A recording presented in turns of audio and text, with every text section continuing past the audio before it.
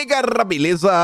Como é que vocês estão, meus amigos? O vídeo de hoje está dividido aqui em 4 partes e, como sempre, tem muita coisa séria para nós comentarmos, a começar sobre os memes. Aí vocês devem estar se questionando, memes? Coisa séria? O meme é uma piada, mas calma, calma. Eu tenho certeza que nas últimas 24, 48 horas, vocês devem ter visto algum meme do Haddad. Seja rede social, seja recebeu no WhatsApp, né? O Walter taxa grande, Luísa taxando, corra que a taxa vem aí.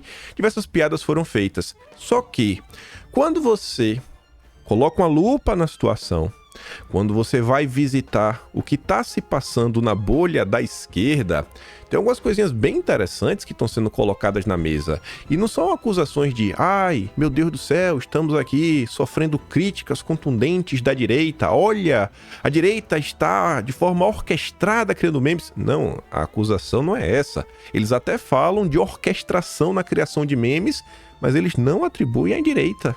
Então quem foi que fez se não foi a direita?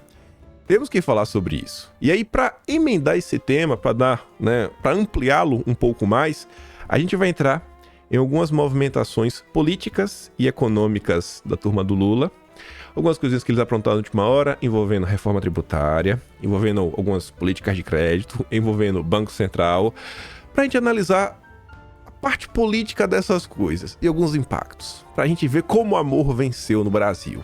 Aí eu acho que vai dar para comentar sobre eleições, espero que dê, coisa rápida, mostrar 3 coisinhas aí para vocês de 3 candidatos diferentes. E no final, aquelas notícias que nos mostram porque o Brasil do Lula segue dando errado e falar aquela agenda de liberdade. Ontem aí teve uma reviravolta do caso do aeroporto de Roma, Lula querendo regulamentar a internet, a turma da Globo News passando vergonha, tem outras coisas, mas vamos começar. E vejam só, até a Globo teve que comentar, todo mundo comentando, e achei até estranho, né? Pô, até a Globo dando destaque, colocando aí os memes do Haddad pra andar, pra rodar. Mas tudo bem. De Taxade a corra que a taxa vem aí. O ministro da Fazenda é alvo de memes nas redes sociais. E memes bem feitos, né? A turma aí mandou benzaço. Um dos memes que eu quero mostrar pra vocês, porque esse aqui, pra mim, ele fugiu realmente assim do... Como é que eu posso falar, né? Do padrão. O pessoal criou, né? Taxa humana, como se fosse a chama humana, né, do Quarteto Fantástico. E eu achei engraçado que até o logo da Ancine, o pessoal teve a criatividade para colocar. E, olha só, esse mural fica lá na Times Square, você pode contratar para você colocar lá. Né? Isso aqui foi na Times Square, lá em Nova York. Tá todo mundo vendo. Não é caro. Se não me engano é $50 para você aparecer por 10 segundos. Disponível, você entra na internet, sobe o vídeo, coloca, vários influenciadores colocam lá por botar, não tem nada especial, mas porém, entretanto, todavia, cara, $50 faz diferença, né? $50 não é pouco, nada aí é 250 conto.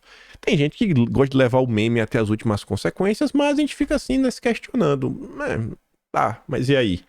Porque você coloca o meme pra frente, mas...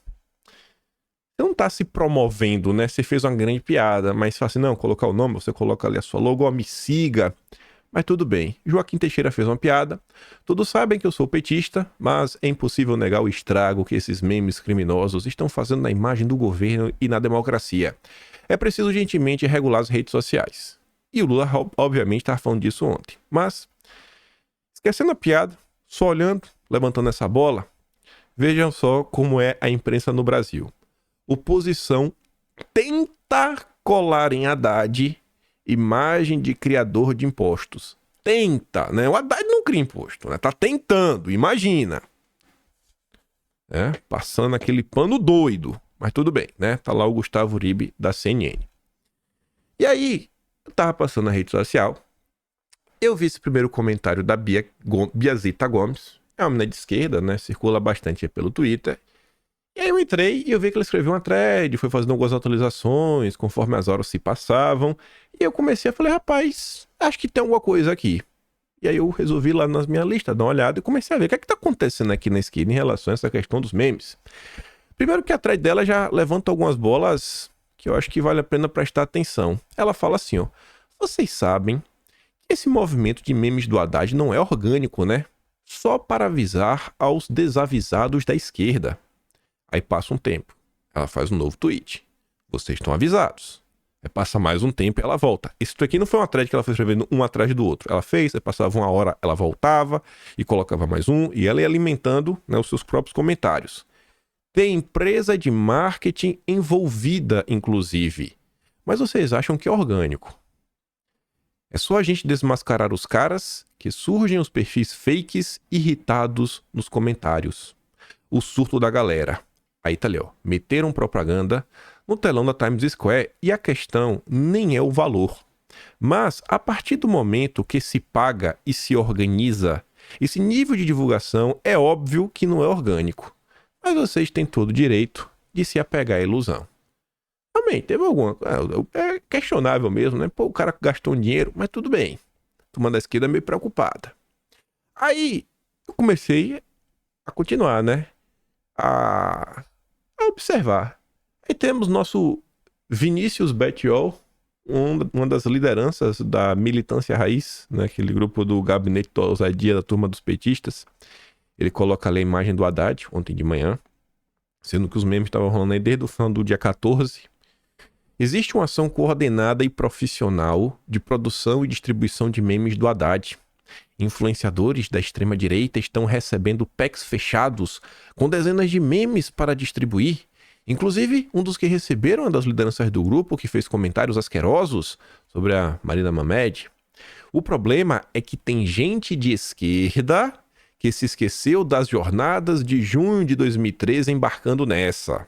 O movimento para desgastar o governo está partindo da mesma elite que pressiona o Haddad a tomar medidas liberais. Olha só, nem a Biazita teve coragem de atribuir a confusão na extrema-direita, nem o Vinícius Bettiol. Ele fala que a extrema-direita está recebendo material, mas quem criou o movimento foi a mesma elite que pressiona o Haddad a tomar medidas liberais. Aí você vê que ela está falando de agência de marketing, não fala qual é a agência, não toca. Aí você fica perguntando, né? Será que são os amigos do rei?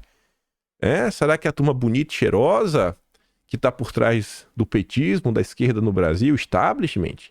Aí o Bettiol continua, ó, fazer coro. E ele coloca duas bolhas diferentes. Primeiro, a bolha extremista, que está fazendo a distribuição. O Bettiol coloca que o papel da direita é apenas fazer a distribuição. E com a Faria Lima, de onde parte a produção, é um erro estratégico. A própria turma da esquerda não atribui à direita a produção desse movimento. Dá para fazermos críticas construtivas no momento certo, sem impulsionar as ações dessa gente. Ó, não é hora de criticar o Lula. A turma sentiu. E eles estão preocupados por quê? Porque pessoas da esquerda entraram no movimento. Conseguiu-se furar a bolha. É uma coisa que incomoda todo brasileiro que ainda consegue raciocinar por si mesmo e que está insatisfeito de ficar mais pobre a cada dia. Mas os petistas, rapaz, não critica, fique pobre sem reclamar. Aí você vê mais postagens, né? O fato de parte da esquerda estar propagando os memes do Haddad como quem aumenta impostos fará 2013 parecer brincadeira de criança. Estão fazendo essa mentira ficar presente no senso comum por raivinha da taxinha da Shopee. E não se enganem, a reputação do Lula irá junto. Obviamente é um petista. O William Jacob, que compartilha, tem um canal no YouTube, apoiador do Ciro Gomes. A reputação do Lula também é afetada com os memes contra o Haddad? Opa! É mais um motivo pra gente espalhar os memes então. Quando eles estão falando de 2013, o que é que eles atribuem? Que o início das jornadas de junho, da insatisfação, eles falam que o início não foi orgânico. Alguém pegou as falas da Dilma, passando vergonha, uma coisinha aqui, uma insatisfação acolá, foi botando tudo junto e deu a faísca para começar, né, o que se tornou um grande movimento contra o establishment, que depois foi rifado pelo próprio establishment, tiraram a Dilma e continuaram no poder. Né? Mudou tudo para não mudar nada. Eles estão falando, é um novo golpe. Lá vem um novo golpe contra o Lula. Vocês estão desgastando o Lula, não pode. Aí vem o Cleison, que é amigo do Felipe Neto, né? O professor recomendado aí pelo Felipe Neto. Se você não é bolsonarista nem de extrema direita e está rindo e dando spam em postagens contra o Haddad, você é na verdade um grande idiota? O gabinete do ódio está distribuindo dezenas de memes contra o Haddad há dias. Mas quando tudo isso começou? Quando todas as pesquisas apontaram Lula aumentando sua aprovação. Foi mesmo. Na qualitativa da Quest tinha uma parte sobre aumento dos impostos como preocupação da população. O gabinete do ódio descobriu que essa é uma forma de furar a bolha bolsonarista e começaram a colocar em linha de produção esses memes. O cara de esquerda tá contando pra vocês, olha, o caminho pra furar a bolha é falar dos impostos que o Lula cria. A gente tá percebendo, né? Bom saber, né? Bom saber que reclamar de imposto, bom saber que debater questões econômicas, né, os problemas do Lula, fura a bolha. Importante mesmo, né? Pra gente não... Que eu acho que o grande interesse nosso na política é trazer mais pessoas pro nosso lado. Enfim, você se lembra como os memes invadiram as redes no golpe contra Dilma? Começaram com piadas e deboches sobre falas dela, com grande engajamento entre a esquerda e entre alguns petistas que odiavam a Dilma. Terminou com Bolsonaro tirando a vida de centenas de pessoas no Fique em Casa e 6 anos de trevas. Se você está caindo nesta armadilha, mais de 10 anos depois, mediante tudo o que aconteceu, você é um jumento de asa. Não pode criticar. Imagina, o cara que... Se você não critica o Lula porque você tá mais pobre, você é um jumento de asa. Eu acho que se você não critica, então, se você passa pano, você é um jumento com o quê? Com asa, né? Não, um jumento sem asa. Tá bom. Aí veio o Bruno Sartori. Esquerda pra valer. Era um cara que ficou famoso fazendo deepfake. Na época começou os deepfakes. Aí ele fala assim, ó. Olha, eu vou ter que discordar. O povo vai rir disso sim, e nem por isso a gente é idiota. É gente que se sentiu afetada pelas taxações e que viu sentido nas montagens. Eu mesmo não postei nada, mas os memes são sim engraçados, Clay. Eleger um governo e não poder rir e fazer piada com quem não concorda? Vamos ser obrigados a bater palma pra tudo? Se não, para o que pode e o que não pode, quem é que determina? Eu sei a resposta. É o Felipe Neto. É o Felipe Neto. É o Lula. É a Glaze. Não é um Zé ninguém como o Bruno Sartori. Se recolha a sua, né, a sua indigência. Quem é você na fila do pão? Jumentos de asa são pessoas da comunicação do governo que deveriam estar empenhadas em não deixar isso virar meme. Não há qualquer estratégia efetiva do governo para contornar essa situação. A culpa é do governo, não de quem tá rindo de meme. Aí, tem mais outra aqui, ó. O que tá proibido não é o meme, é qualquer crítica ao governo petista. Jones Manuel, esquerda pra valer, se declara comunista. Decache, assessor econômico do PSOL, e outros vêm fazendo uma crítica à esquerda que não importa o modo, o embasamento e direção sempre cai no criticar o PT é fortalecer a extrema-direita? São as princesinhas do papai. Esse Frederico Crepe, também de esquerda, anti-bolsonarista dodói.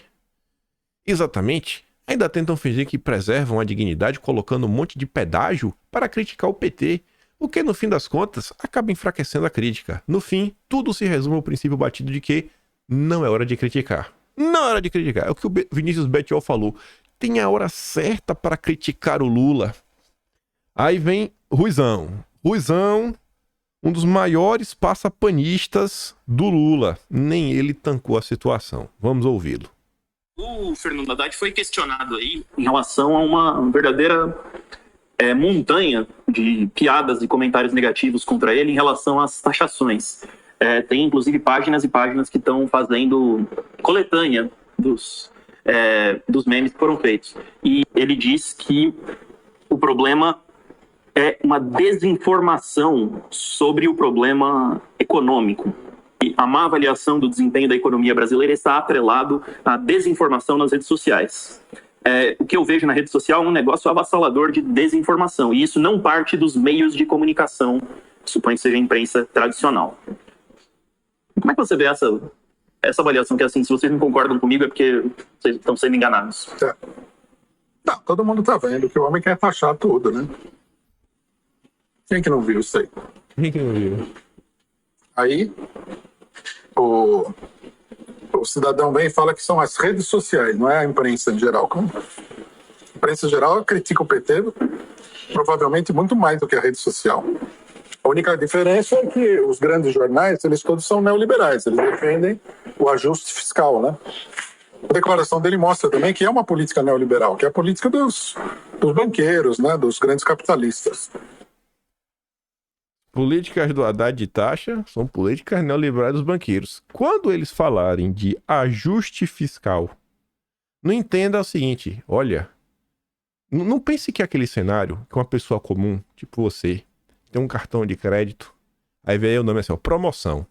Aí você vê uma roupa que você gosta e fala, aí você compra sem poder comprar. E aí acaba criando uma dívida. Não, ajuste fiscal não é isso. Ajuste fiscal é corte em benefícios para o povo. É recortar, é tirar o pobre do orçamento. Sempre que você ouvir a esquerda falando de ajuste fiscal, pode ter certeza que eles estão reclamando, no contexto das críticas dele, que ó, você está cortando um dinheiro público que deveria ser utilizado em prol do povo. Essa aí é o posicionamento dele na maior parte do tempo, né? E que realmente é o que o Haddad vem fazendo.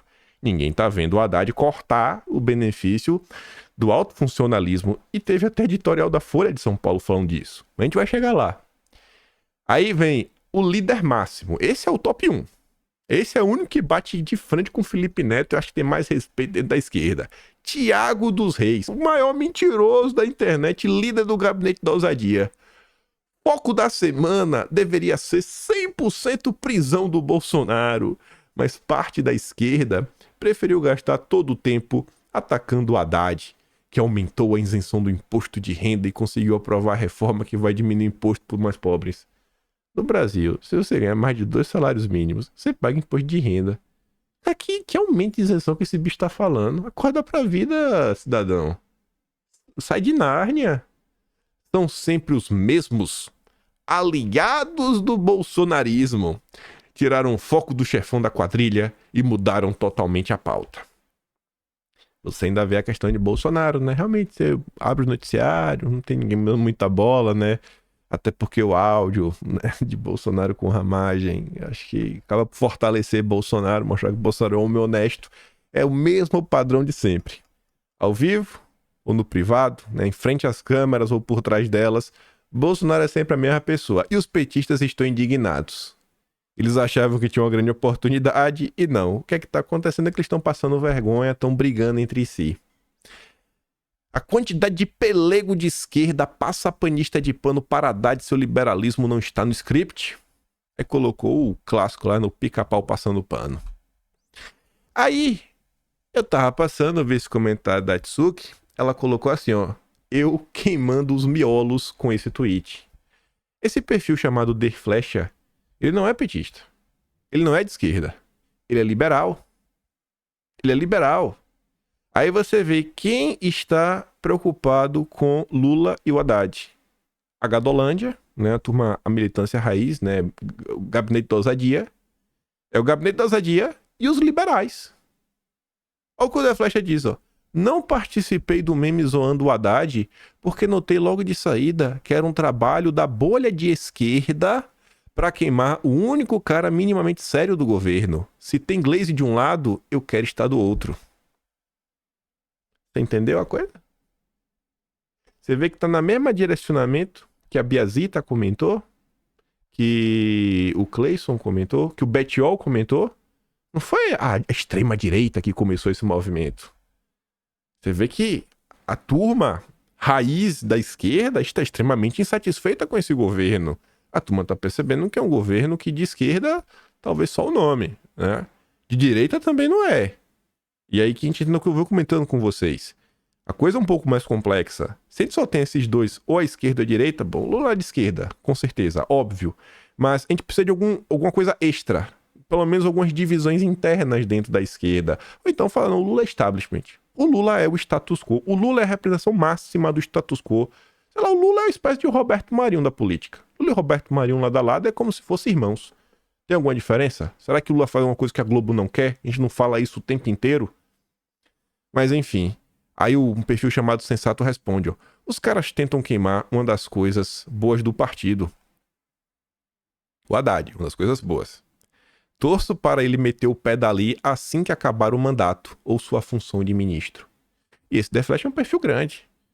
Parece que Lula quer enfraquecer o cara de propósito. Eu nunca vou entender a lógica disso. Os liberais estão preocupados, que os liberais são o status quo do Brasil. Eles são o establishment. Aí, escuta esse recorte. Eu tenho pena do Clark. Direto eu vejo ele postando os recortes da CNN. Os recortes que não tá no Twitter. Eu acho que ele passa o dia assistindo essa porcaria. Faz mal, viu? Mas é bom. É bom que tem alguém cortando. De novo, é o quanto que a gente está disposto a pagar ou não. A gente pode discutir se os serviços públicos são bons ou ruins. Muitos deles poderiam melhorar e muito, mas esse é que é o debate feito de forma adulta e não por meio de meme de rede social. De novo, é o quanto que a gente está... A CNN, que é talvez, sei lá, ao lado da Globo, uma das maiores porta-vozes do establishment. Lembrem. Por exemplo, vocês vão entender muito fácil. Sempre que tem algum evento internacional, vocês reclamam, né? Todo mundo reclama dos eventos internacionais. Na maior parte do tempo, os eventos internacionais, normalmente são 2 grupos no Brasil. 2 grandes grupos que fazem esses eventos. Um é o lead do Dória, que eu acho que vocês não são muito fã do Dória. E o outro grande evento é do Grupo Esfera, que é do João Camargo. Você sabe que é o diretor da CNN, né? O chefe da CNN. Não o dono, o chefe. João Camargo, do Grupo Esfera. Então, é só juntar lá com o CREA e entende o processo, né? O dono mesmo da CNN é o Rubens Menin, da MRV. Então, você vê como são as coisas, né? As opiniões que rondam a CNN, né? Sempre um direcionamento, assim, interessantíssimo, rapaz. Mas beleza. Vimos aqui a parte dos memes. Quem tá contra, quem tá a favor. E a gente vai vamos tentar pegar essa situação e nos aprofundar nela um tiquinho mais. Veja só. A mesma CNN. Haddad vira taxado nos memes. Mas carga tributária caiu no primeiro ano do governo Lula. Beleza. Eu não vou falar que é fake news. A carga tributária pode ter reduzido. Só que aí eu pergunto para vocês. Olha só, gente. Se a carga tributária reduziu, o que a CNN está falando é um número global. Um número, tipo assim, Brasil. Vamos fazer uma analogia. PIB. O PIB do Brasil cresceu, mas você empobreceu. E o que tem a ver uma coisa com a outra? Nada. Porque um país pode ficar mais rico e, às vezes, a população ficar mais pobre. Mas como assim o Brasil vai ficar mais rico? Não, porque quem era muito rico ficou muito mais rico. Sabe, sei lá, 10 pessoas, assim, a cada 100 pessoas, 90 empobreceram. Perderam metade da sua renda. Só que 10 viram sua renda aumentar em 100 vezes. Então o PIB aumentou. Mas aumentou a que custo? Ao aumento da desigualdade. Então, assim, uma coisa é o PIB per capita. É o aumento do poder de compra das pessoas. Outra coisa é só o aumento do PIB. Ah, uma grande empresa, às vezes, né, conseguiu aí um crescimento disruptivo, tipo a Nvidia. Vamos pensar que a Nvidia no Brasil valia 1 bilhão, agora vale 1 trilhão. Nossa! Mas o povo continua pobre. E aí a gente olha para a situação e fala, peraí, a carga tributária do Brasil caiu. Mas, e ele está falando no primeiro ano do governo Lula, mas no primeiro ano do governo Lula, já em fevereiro, uma coisa que todo mundo que é cidadão comum sente na pele, o imposto aumentou, que foram os combustíveis, já em fevereiro. Em fevereiro, teve volta do imposto. Então você fala, mas peraí, se teve volta do imposto para combustível e a carga tributária reduziu e o povo não sentiu isso na pele, o que a CNN está nos contando no final do dia é que houve um aumento de imposto para pobre e para as elites e os amigos do rei teve uma redução. E aí, nelas por elas, você aumenta o imposto para o pobre, reduz bastante para quem é rico. Aí o Brasil tem uma redução na carga tributária, mas redução para quem? Para quem já é rico. Faz sentido ou não faz? Porque eu não tô vendo ninguém sem consciência falar que as coisas no Brasil estão mais baratas. Com isso em mente, vem a Folha de São Paulo. Saque ao orçamento. Donos do poder ampliam captura do Estado com bilhões de reais em privilégios. Cadê o ajuste fiscal aqui? Não tem. Não tem ajuste fiscal. No final do dia, na prática, eu não tô falando teoria, eu tô falando na prática, no Brasil, quando se fala de ajuste fiscal, é o seguinte: qual é o benefício que o povo está recebendo que a gente pode cortar? Isso é ajuste fiscal. Casta mais saliente no processo de captura do Estado por estamentos do setor público, o Poder Judiciário constitui apenas parte dos grupos de interesse organizados que vêm se apropriando do orçamento, com altos salários, vantagens ao longo dos últimos anos, ao lado de juízes, também os militares, congressistas e até advogados públicos têm empreendido a verdadeira corrida para ultrapassar o teto constitucional de R$ 44.008,52, equivalente hoje aos proventos dos ministros do Supremo Tribunal Federal. Minuciosa radiografia sobre o tema, que acaba de ser publicada pelo doutor em Direito Bruno Caraza, expõe como o desenvolvimento do Brasil aprofundou o saque ao orçamento pelos poderosos. Em O País dos Privilégios, os novos e velhos donos do poder, Carrara atualiza o clássico Os Donos do Poder, formação do Patronato Político Brasileiro, publicado em 53 pelo jurista Raimundo Faoro, e esmiuça os caminhos pelos quais essas categorias obtêm rendimentos elevados e bancados por toda a sociedade.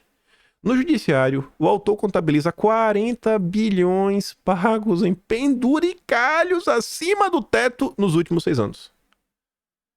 Não são de salários, são de penduricalhos acima do teto nos últimos 6 anos. O teto, né? O teto. Teto de gastos na hora de lidar com benefício para a população.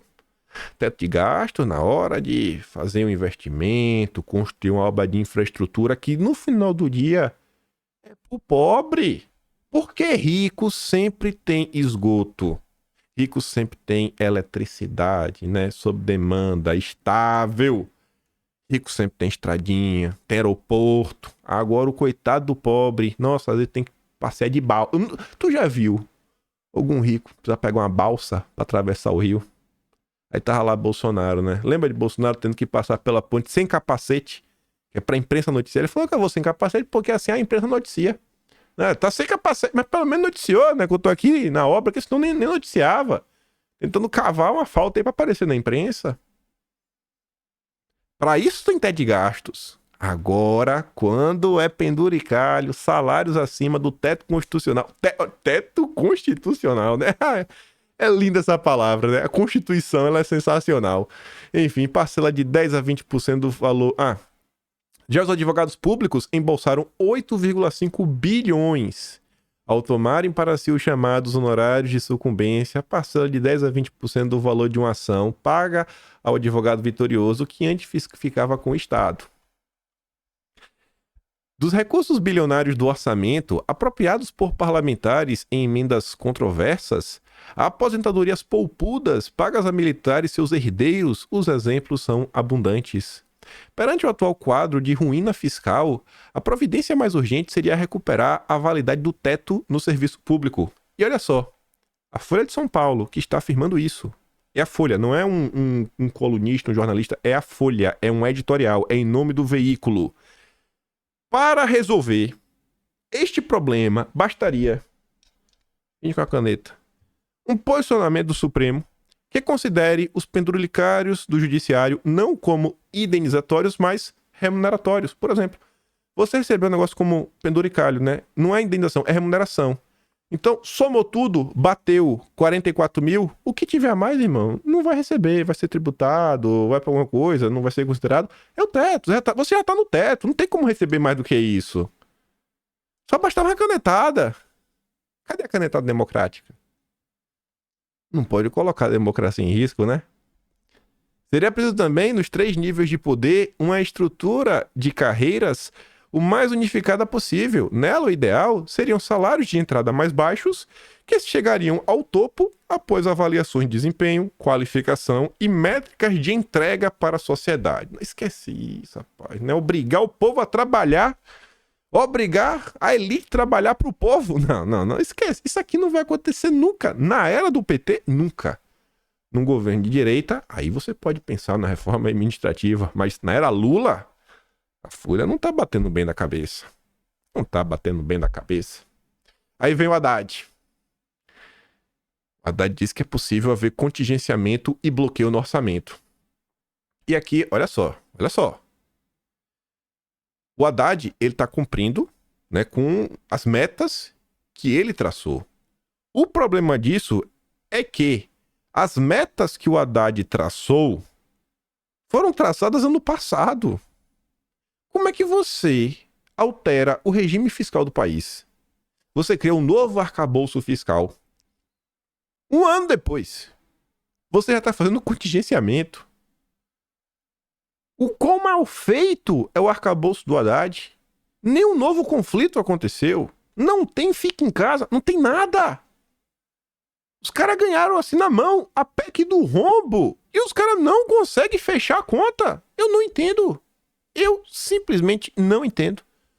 Haddad afirmou que possivelmente vai ter um bloqueio. 10 bi. 10 bi, dinheiro de ministério. Que ia gastar com o quê? Não ia gastar com salário. E esse dinheiro aqui do Haddad não ia gastar com salário. Alguma coisa. Ainda que ele fala, não, às vezes é uma emenda que vai ali, que o político faz uma coisa. Mas no final do dia, o que o político vai fazer com essa emenda? Ele pode desviar uma parte, mas até para desviar, ele vai ter que construir alguma coisa. Então, no final do dia, o contingenciamento que vai acontecer é de alguma coisa que, mesmo que desviada, ainda ia chegar pro povo. Nem que seja algumas migalhas. Nem a migalha mais vai chegar. Aí você vê aqui, ó, críticas à esquerda. Não é meme ainda. E tô avisando aqui.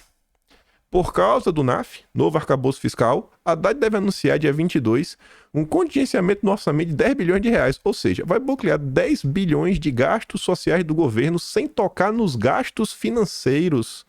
Segundo Haddad, seria necessário o bloqueio de 21 bilhões. Mas ele acredita ser melhor cortar 11 bilhões de programas sociais como o BPC do que de ser irregularidade, do que bloquear de outras áreas. O cara tá fazendo tudo isso por apego ideológico a uma regra liberal que ele criou. Quando vier o meme da tesoura, lembrem do aviso.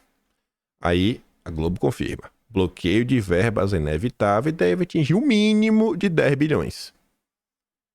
Mas, cadê o Haddad, o miserável, pra cima das elites, dos campeões nacionais? Novamente, críticas à esquerda. Sempre que há um corte do governo, nós já sabemos onde eles serão. Educação, saúde, segurança e previdência. Nunca no rentismo. As consequências aparecem, mas ainda bem que temos um governo do amor preocupado com mais pobres. Essa notícia é de anteontem. Governo Lula 2 foi o que mais fechou leitos do SUS. Esse perfil que tá comentando é um perfil de esquerda. É um perfil de esquerda. Tá comentando. Acabou em menos de 48 horas dinheiro do BNDES para capital de giro de empresas alagadas.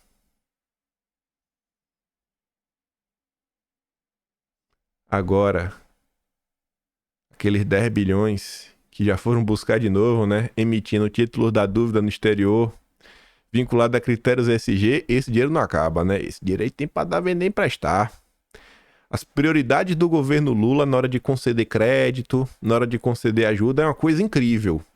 Pro PAC Verde não falta, pra transição energética não falta, né? Para supermontadoras não falta.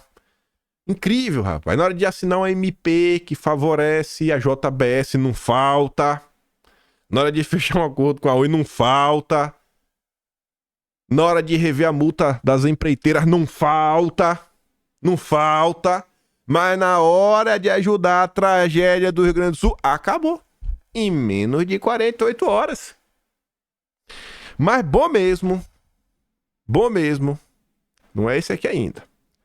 É um vídeo do Haddad falando de Bolsonaro. Mas antes, comer em casa está mais caro e isso impacta mais as pessoas de baixa renda, diz IPEA. Esse é o Brasil do Lula. Mas não pode criticar, porque se você criticar, você vai fortalecer a extrema-direita, né?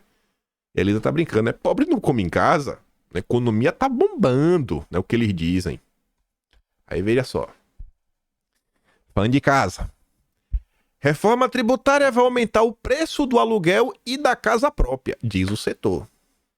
Os estudos técnicos econômicos realizados por especialistas independentes, de forma transparente e fundamentada, demonstraram claramente que vai aumentar a carga tributária sobre moradia em todas as suas formas de atendimento.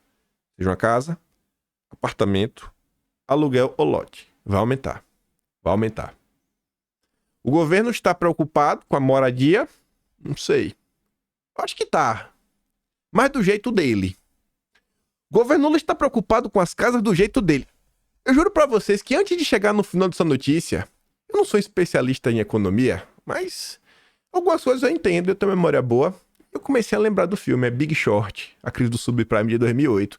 Eu comecei a ler e falei, rapaz, será que o Haddad sabe o que ele tá propondo aqui? Será que o Haddad tá tentando criar uma nova crise no Brasil? Será que o Haddad tá tentando criar o subprime brasileiro? O governo prepara pacote para multiplicar crédito imobiliário no país. Olha a lógica do Haddad. Ideia é permitir que bancos vendam contratos de financiamento de imóveis considerados recebíveis. Ao vender, eles abrem espaço em seus balanços para liberar mais crédito. De acordo com Haddad, a ideia é permitir que os bancos vendam a terceiros os contratos de financiamento imobiliários que estão em sua carteira, classificados como recebíveis. Vamos supor que o banco vendeu uma casa parcelada com garantia do imóvel para quem quer que seja. Esse ativo do banco, esse recebível do banco, tem um mercado secundário muito robusto no mundo desenvolvido, não fica na carteira do banco.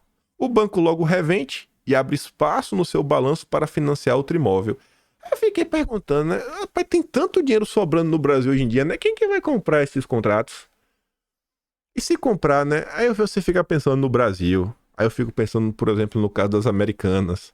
Aparece um espertão, compra, o dinheiro chega na mão do banco, e aí a empresa, para pagar o banco, se endivida em algum outro lugar e depois declara recuperação judicial. Aí meio que dá o calote. Eu não sei porquê, mas tá muito estranho isso, sabe? Assim, você faz meio que o contrato, né, bancário, né, com a pessoa, né, o banco, e depois você repassa. Não, já tá feito.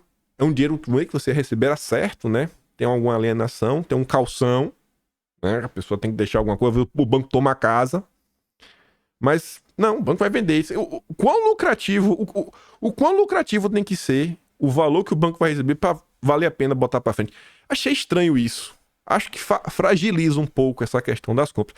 Aí eu comecei a pensar, né, rapaz, mais ou menos assim começou a crise de 2008. Aí eu fui chegando no final da matéria, sem brincadeira, juro pra vocês, eu não tinha lido ela completa. O ministro da Fazenda não detalhou como será feita a regulamentação dessa transferência de ativos recebíveis entre instituições financeiras e se será permitida a alavancagem desses ativos no mercado futuro de derivativos. E aí, o próprio G1 dos Estados Unidos, antes de 2008, a concessão desenfreada do crédito imobiliário que deu origem a uma alavancagem elevada no jargão financeiro, ou seja, sua multiplicação no mercado futuro de derivativos, culminou na crise do subprime. Como consequência do subprime norte-americano, houve a quebra do Lehman Brothers e vários bancos de peso dos Estados Unidos tiveram que fundir ou ser salvos pelo tesouro daquele país. Você sabe o que significa ser salvo pelo tesouro, né? É você pagar. É você pagar. já tá sentindo o que vai acontecer, né? A crise se espalhou fortemente naquele momento, não só pela economia norte-americana, mas pelo resto do mundo por conta dos ativos detidos por instituições financeiras de outros países, gerando recessão e aumento da pobreza. Aí para e pensa, você não precisa ser economista. A Globo, que passa pano para tudo que Lula faz, a Globo fez questão de relembrar como a medida do Haddad é similar ao que motivou, ao que causou a crise mundial de 2008.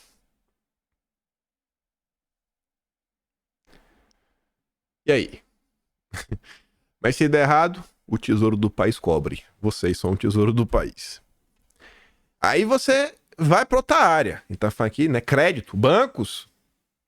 Gabriel Galípolo, o sucessor do Campos Neto. Focus tem relevância enorme como subsídio para a elaboração da política monetária. Olha só, o Focus, ele está falando do Boletim Focus, que é um relatório que colhe a informação de grandes players do mercado financeiro, pessoas aí que ocupam altos cargos na Faria Lima, em gestoras, e aí, o que você acha da média inflação? Aumenta, diminui? O que você acha da taxa Selic? Eles fazem um relatório, E aí o Galípolo, o homem do Lula, está falando que o relatório feito pela Faria Lima, ele é feito, né, com uma certa periodicidade. Ele falou, não, esse relatório é muito bom, esse relatório não serve para nos dar subsídios para tomar decisões sobre a política monetária do Brasil. Aí o ponto aqui é o seguinte, aqui não é para falar que o Boletim Focus não serve de nada. O grande questionamento aqui é o seguinte, como é que o PT quer te vender a ideia que eles são os miseráveis que vão fazer, que vão acontecer, que o problema do juro no Brasil é o Campos Neto, que o Campos Neto não quer baixar os juros, que o Campos Neto serve aos interesses da Faria Lima, eu acho que ele realmente serve aos interesses da Faria Lima, mas se o PT está tão insatisfeito com o Campos Neto, por que o PT, por exemplo, não penalizou, não criticou os indicados do Lula para o Banco Central que na última votação do Copom votaram igualzinho ao Campos Neto? Se o Lula pensa diferente da Faria Lima, por que o Lula vai indicar o Galípolo, que está falando que a opinião da Faria Lima é muito importante, é um grande subsídio para elaborar a política monetária no Brasil? Faz algum sentido? Não! Porque o discurso do Lula é da boca para fora, é mentira atrás de mentira. O diretor de política monetária do BC, o Gabriel Galípolo, afirmou que as projeções do relatório Focus têm relevância enorme para o subsídio da política monetária e que existe uma institucionalidade do Banco Central que sabe consumir o Focus, sabe qual peso dar para a construção da política monetária. O Lula indicou Henrique Meirelles. 100% establishment. Tu acha que o Lula vai romper com o banco? Na época das eleições, a gente estava colocando lá as notícias que nunca os bancos lucraram tanto. E qual foi a notícia que saiu agora em junho? Mais de 140 bilhões de lucros em 2023. Recorde! Recorde de lucro nos bancos. Tu acha que o Lula vai romper? Tu acha que o Lula é um miserável? Vai. Que comando da Faria Lima? Tu acha... todos os apoios que ele recebeu lá em 2022... Edmar Baixa, Pércio Arida, Lara Rezende, Mailson da Nóbrega, o Stuberg do Fundo Verde, todo mundo, Lula, guerreiro do povo brasileiro. Pelo amor de Deus, gente. Não fique preso no que o Lula fala. Lula é um mentiroso. Julgue o Lula pelas suas ações, pelas suas nomeações, pelas coisas concretas que ele faz. Senão você vai cair na ladainha. Meu Deus, como eu fico de cara. Olha essa outra. Banco Central migrou para período de maior cautela. Mas Lula falou que agora ele vai baixar o juro, agora vai ficar tudo barato no Brasil. O presidente interino do Banco Central, Gabriel Galípolo, disse nessa terça que a autoridade monetária migrou para um período de um pouco mais de cautela. Galípolo também fez elogios à atuação de Campos Neto no Banco Central. Há uma diretriz que o presidente Roberto Campos pratica na governança e que eu acho muito saudável, que é não fazer mudanças muito abruptas nessas variáveis não observáveis. O Galípolo está elogiando o fato de não fazer mudanças abruptas. E tu quer me convencer que o Lula vai indicar o Gabriel Galípolo para botar o que? Juro de 2%? Baixar assim. Não dá, né? Não dá. Aí tá forçando a amizade. Tava passando no Twitter também. A direita. Reforma tributária é um salto. É um grande salto antipatrimonialista. Concordo, né? É contra ter patrimônio. Você não vai ter nada. O governo vai tirar tudo de você. O ministro da Fazenda participou da sabatina da Abrage, onde abordou as estratégias do governo para alcançar sustentabilidade fiscal. Olha como que o Haddad está falando aqui. Faz total sentido com o que a gente estava comentando ontem sobre o consenso de Berlim. O globalismo 2.0. Você não vai ter nada e vai ser infeliz. Eu estou convencido de que o Brasil pode estar diante de uma grande oportunidade de abrir um ciclo de desenvolvimento sustentável do ponto de vista ambiental, do ponto de vista social e do ponto de vista fiscal. Nós podemos aprovar um pacote de leis de seguro para dar conforto para a expansão do seguro que vai ser necessário em tempos de mudança climática. Nós temos um plano de transformação ecológica e nós podemos abrir um ciclo longo para botar essa última década de 2013 a 2022, virar a página dessa década e abrir uma página alvissareira aqui de esperança para nossa gente. Não falta dinheiro para a transição energética, para a agenda verde. Não falta. Falta para o pobre. Um inscrito me mandou essa notícia aqui ontem, falando, ó, veja se isso aqui não tem a ver com a história do consenso de Berlim. Final do ano passado. Haddad critica protecionismo de países ricos e fala em reglobalização sustentável.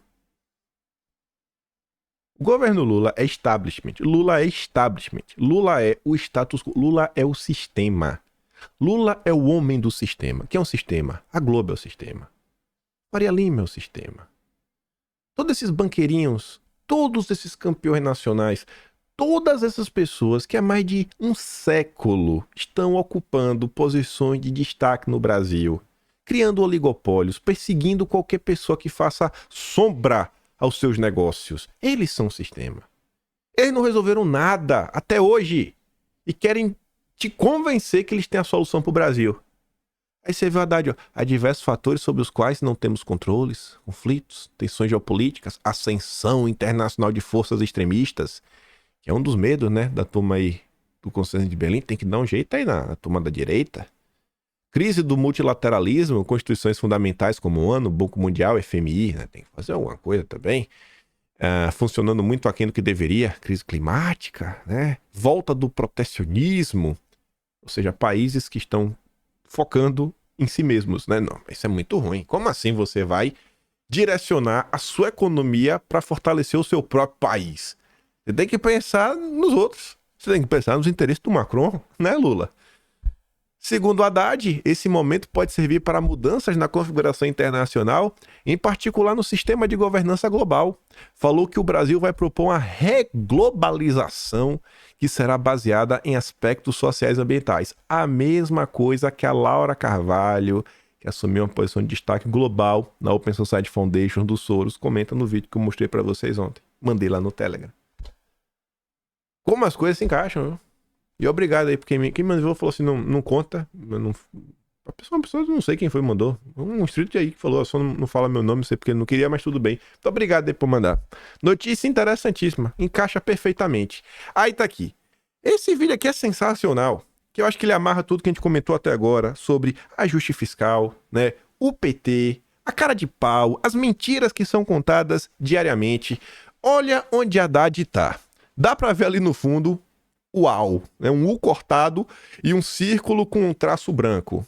Aquele círculo é logo do BTG, é BTG Pactual. Este vídeo aqui do Haddad é de novembro do ano passado. Olha o que o Haddad está falando para os banqueiros. Cadê? Vá, Haddad. Eu quero lembrar a todos que o Bolsa Família, ele é de 2004. Mas ele consumia 0,5% do PIB. Hoje ele consome 1,5% do PIB. Esse 1% a mais foi contratado nos últimos 2 anos, não foi contratado esse ano. Eu quero lembrar... Nos últimos 2... Não foi esse ano. Ou seja, no ano de 2021 e no ano de 2022. Saiu de 0,5% para 1,5% do PIB. O que aconteceu nesses 2 anos? Jair Messias Bolsonaro entregou no fim da linha, na mão do pobre, 600 conto no mês. É isso que aconteceu. Se fala tanto, ai, programa isso, programa aquilo outro, vai fazer aqui correção de crédito, ai, incentivo. O pobre não vê chegar nada na mão dele. Nada.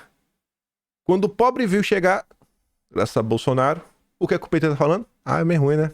O problema aí é 1,5%. É culpa de Bolsonaro. É culpa de Bolsonaro. É culpa de Bolsonaro. Tá entendendo como é a coisa? É uma piada, bicho. É uma piada. É uma piada. Não existe responsabilidade fiscal do lado de lá, porque a responsabilidade fiscal é gastar direito. É gastar com o que precisa. A gente não sabe pra onde vai. É literalmente uma caixa preta o governo Lula. Não tem como o país batendo recorde de arrecadação, gente. Mais imposto do que nunca. Recorde numérico absoluto.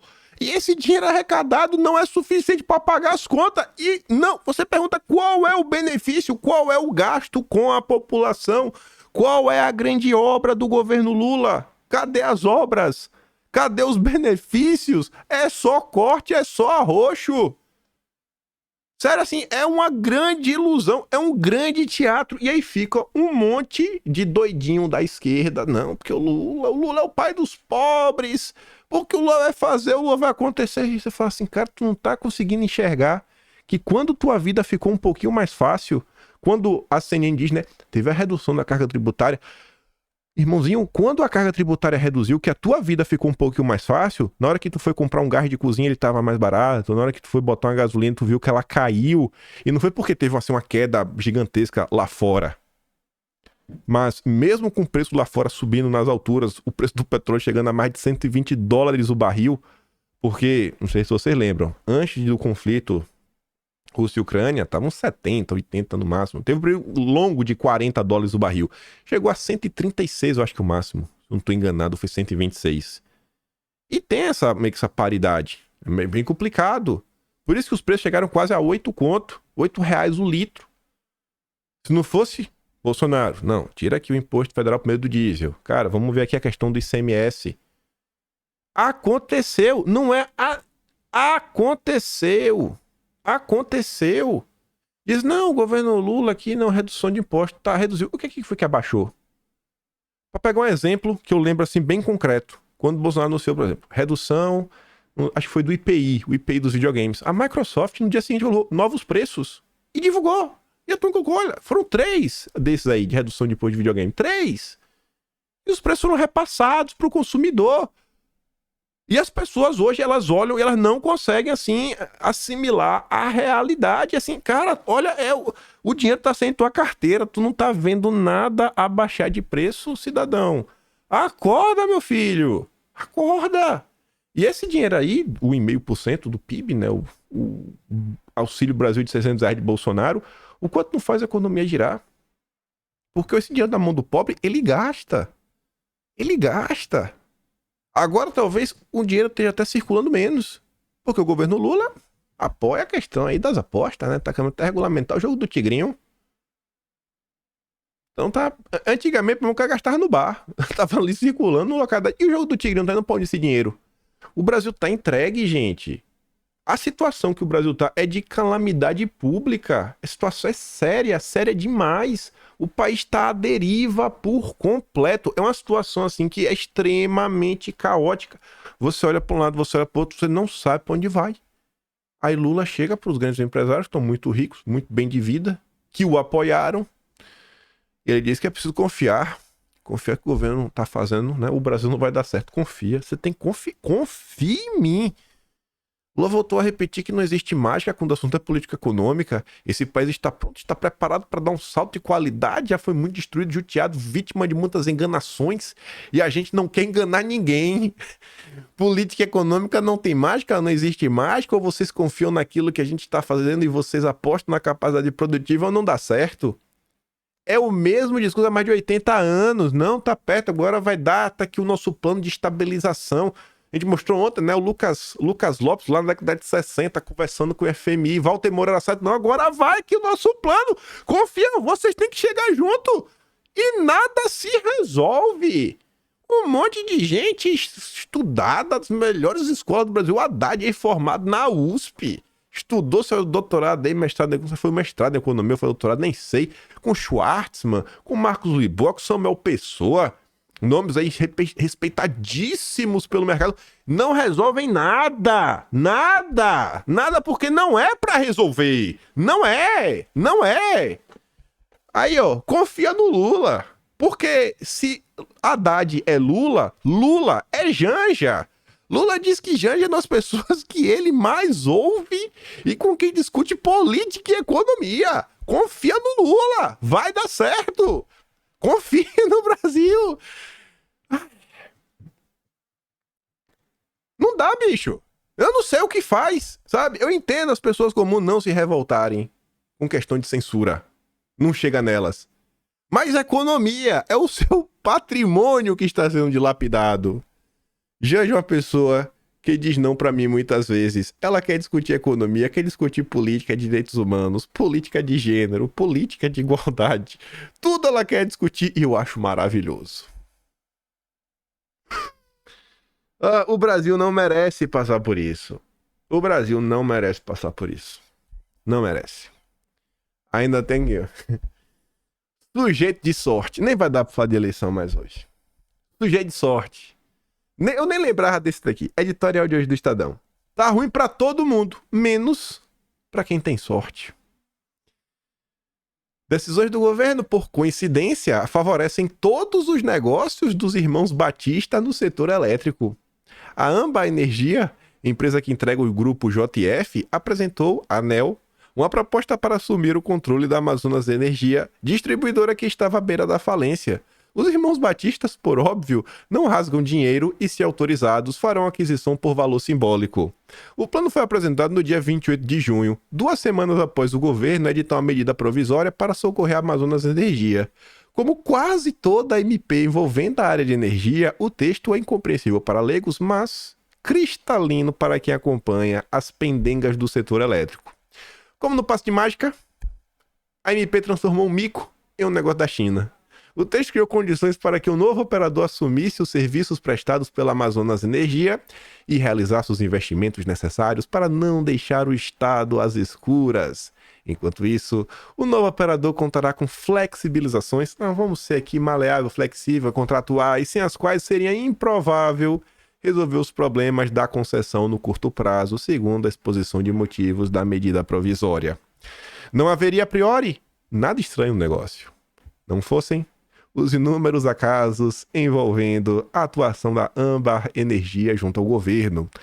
Representantes dos irmãos Batista, da JBS, estiveram ao menos 17 vezes no Ministério de Minas e Energia entre junho de 2023 e maio deste ano, nenhuma delas registrada na agenda oficial, conforme revelou o Estadão. É verdade que a Amba tem muitos outros assuntos a tratar com o governo, entre os quais o polêmico acordo sobre o leilão emergencial realizado em 2021, rejeitado pela área técnica do TCU, por não haver benefício comprovado nem à União, nem aos consumidores, ou seja, ao povo. É engraçado, né? Não tem nada de bom pro povo. Mas pra JBS, nossa, que acordão bom. Eita, acordo bom retado. Na mesma semana em que a MP saiu, a Amba Energia havia anunciado outro negócio, no mínimo controverso. Compra de termoelétricas da Eletrobras, 12 usinas, essas que têm como único cliente a Amazonas Energia, que não paga um tostão pela energia produzida pelos empreendimentos desde novembro do ano passado e acumula uma dívida de 10 bilhões. Mera coincidência, nas palavras do ministro Alexandre Silveira, seria uma operação com prejuízo líquido e certo para a JF, não fossem os termos da mesma medida provisória. Que sorte que eles têm o Lula, viu? A MP estipulou que os contratos de energia dessas usinas, no futuro, não terão mais de ser honrados pelas Amazonas Energia, mas pelos consumidores de todo o país por meio da conta de luz. Como se fosse capaz de antever o futuro que se avizinhava, a MP previu soluções variadas para a dívida bilionária da distribuidora com a Eletrobras, mas que dependiam de uma condição específica, que a mesma empresa que comprasse as termoelétricas adquirisse também a Amazonas Energia. Tem que comprar também a outra? Não é só as termoelétricas? Tem que comprar a Amazonas? Para a MP do Lula valer e funcionar? Então, o que aconteceu? A Amba se interessou tanto pelas usinas quanto pela distribuidora. Mas que coincidência. Quem aponta todos esses indícios o faz com base em especulações do mercado, segundo Silveira, ecoando choro de perdedor. Os irmãos Batista, aparentemente, são sujeitos de muita sorte. Esse é o Brasil de Lula. Esse é o Brasil do Lula. E aí? E aí o que eu acho é o seguinte. Já falei uma vez. Eu acho que talvez isso não seja nem algo da alçada de um parlamentar sozinho. Por exemplo, um nome que foi citado lá nas críticas da esquerda, o Decache. Ele é assessor econômico da turma do PSOL. Eu acho que no Brasil, né, os partidos políticos deveriam ser mais organizados. Eles deveriam ter alguns assessores para alguns assuntos que são mais complexos de lidar, questões jurídicas, né? Por exemplo, toda vez que tem um problema jurídico, as pessoas vão atrás de advogados, porque não são coisas triviais. Não são coisas triviais. Mas o advogado, ele também é especialista em questões econômicas. Então, às vezes, você precisa ter um assessor econômico também. É necessário a gente fala tanto, né? A direita sair do corner ou sair da reação e começar a entrar na proposição.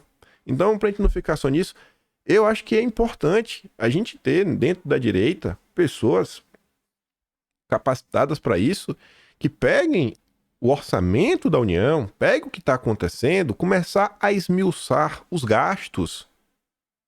Tintim por tintim. Foi para isso, foi para isso, foi para aquilo outro. Cara, foi coisa básica de emenda que sai aí, começando a teve tanto de emenda esse ano, começar a ver, entender o orçamento público, começar... Eu acho que a população não é burra, eu acho que a população não é burra, eu acho que é importante, tem que começar a fazer esse trabalho em algum momento, começar a explicar pro povo como o dinheiro deles é gasto, no que é gasto, no que é desperdício, pelos olhos da direita. Falar, gente, a gente acha que isso aqui é desperdício, tentar vender essa ideia, porque quando a gente voltar em 1º de janeiro de 2027, nós seremos cobrados. E a reforma tributária do Lula, ela vai começar realmente assim a valer a partir de 2027. Então, volta à direita no sistema maluco aprovado pelo Lula. E ninguém vai querer saber, mas herança maldita. Não, cara. As pessoas vão querer resultado. Vão querer resultado. E se não entregar resultado, a direita vai ser criticada. Porque as pessoas vão querer ver melhoria em suas vidas. Então, assim, a gente tem pouco tempo. Mas tem tempo. Começar. Colocar os assuntos, começar a ver o que está acontecendo, sair, né, desse simplismo que às vezes a imprensa coloca o assunto e começar a olhar, peraí, o que é que tem por trás disso? O que é que tem atrás do Haddad contingenciar? Tem que o arcabouço do Haddad era uma furada desde sua concepção, que não leva a gente para lugar nenhum. Tem que o governo sair gastando muito mal, tem que o governo só tá arrochando em cima do pobre. E aí, o que a gente vai fazer a partir disso? Qual é a proposta? Porque também não dá só pra chegar lá e falar, não, eu vou voltar a acontecer isso daqui, eu não sou a favor disso. Sabe, até pra você, por exemplo, chamar o Haddad lá pra começar a debater isso daí, colocar os números na mesa, você tem que ter esses números também. E ter as suas ideias. Eu acho aí que tá todo mundo satisfeito com a questão econômica no Brasil. Dizem que a economia é um ponto crucial aí pra decidir a eleição. E pra mim o governo Lula é um fracasso que não tem como dar certo. Não tem, é assim, é impossível. Não é porque não precisa nem torcer contra. Fracassou. Fracassou. Mas, e aí? Qual é a proposta da direita para salvar a economia brasileira? Eu acho que tem que ter uma. Eu realmente acho que tem que ter uma. E é isso aí, né? Dá para fechar o ciclo. Amanhã a gente comenta sobre a eleição. Tem algumas coisinhas aí que rolaram que acho que são relevantes.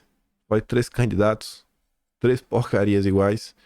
Mais coisinhas do Brasil de Lula. Mas tem muita coisa aí pra que às vezes passa batido, né? Eu acho que ninguém vai, sei lá, dar uma aprofundada tão grande nesse assunto aí, questão.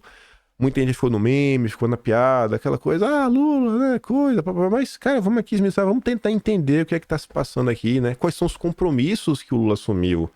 Obviamente, todo mundo sabe que esse governo não chegou aí sozinho, né? Teve muito apoio. E uma vez que chega ao poder ancorado em tanta gente, o governo aí tem que escolher. E entre escolher o povo e os seus amigos, tá mais do que claro que o Lula escolheu os seus amigos. Eu vou ficar por aqui. Se gosta do meu trabalhinho, quiser dar um mais, posta no meu canal. Tem um botão de valeu. Tem o peito na descrição e tem o Atlas brasileiro. O de maio tá lá já, aquela versão simplificada. A Mari deve estar terminando a reversão revista por agora. Esse mês ela teve lá uns contratempos, me perdoem. Mas tá lá, dá pra ler bonitinho lá, tudo organizado. Só tá com aquele fundo branco, não tá aquele fundo bonito, parece uma revista mesmo, né? Mas tá lá 100%, todo o texto. Ficou meio que atrasado no dia 15, né? Que eu me esqueci de colocar no ar.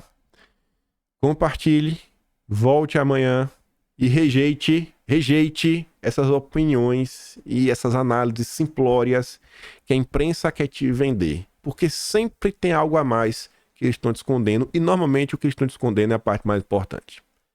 E grande beijo e abraço, tamo juntos, valeu meus amigos, Fui.